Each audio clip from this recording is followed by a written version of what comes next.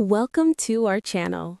In this video, we'll show you how to activate a Visa gift card online for e-commerce purchases step by step. Step 1. Locate your card information.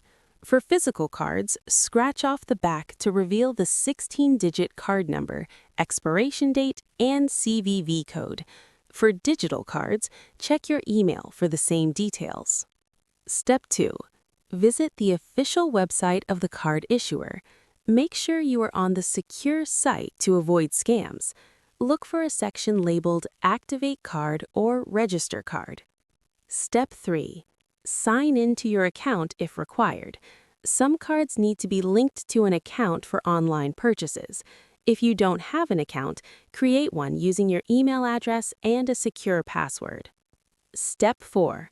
Enter the card details carefully.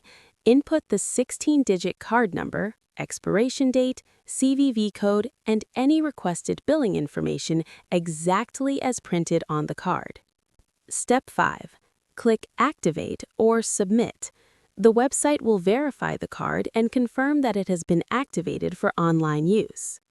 Step 6. Confirm your card balance. Once activated, check your account or the website to ensure the funds are available for e-commerce transactions. Step 7.